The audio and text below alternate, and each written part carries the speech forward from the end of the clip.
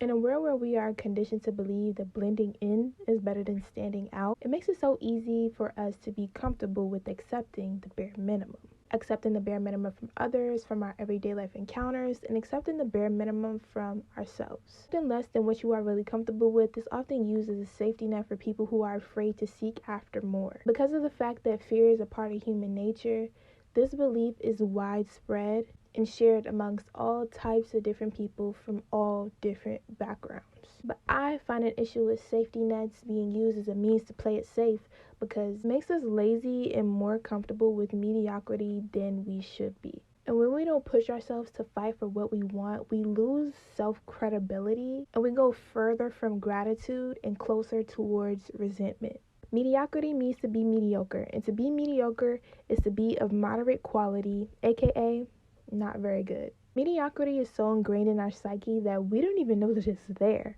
It's in the food we eat, the music we listen to, the clothes we buy, the cars we drive, all around the way that we live. And these are all of which are of moderate quality compared to the way that we should be living. Speaking on a collective and personal level, just to give some examples. Collectively, as much as the adults who are responsible for our growth and development would like to think that they taught us to reach for the stars and aim for the moon, they didn't. They didn't because they couldn't. And they couldn't because they didn't know how. And they didn't know how because those who are responsible for them didn't know how. In order to be courageous enough to strive past mediocrity, you have to know yourself and you have to know what you are capable of. And in the culture that we are living in today, or the culture that we have been living in for years upon years upon years, this culture of this world or nation, if you will, encourages stress, self-isolation, and sickness over health, family, and wealth. With that being said, we definitely aren't being encouraged to take our mental health seriously, to go within or check in with ourselves when we aren't quite feeling right. We only know to stay on the go until we literally can't go anymore, which leaves us at our wits' end, adapting to mediocrity, moving through life unhappy, and ignoring our wants and needs. Self-literacy is truly something that the average person lacks. I mean, of course, there's always an exception to the rule.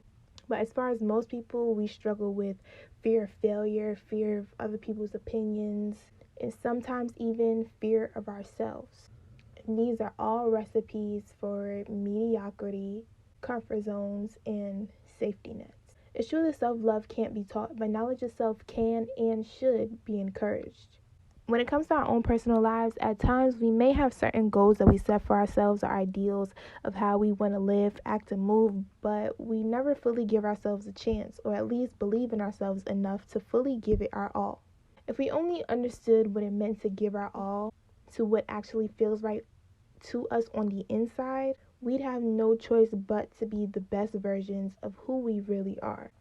And once we realize that one fact, something so simple and important as freely practicing our right of self-expression, we would be less resistant to, because it would no longer be blocked by our unwillingness to break away from the dangerous influence of our own fears and sometimes the influence of society. So yes, I understand that being mediocre is sometimes hard to avoid because mediocrity feeds your comfort zone, because it's linked to fear, and fear is human nature. But as long as we are doing what we know is best for ourselves, that's all that matters.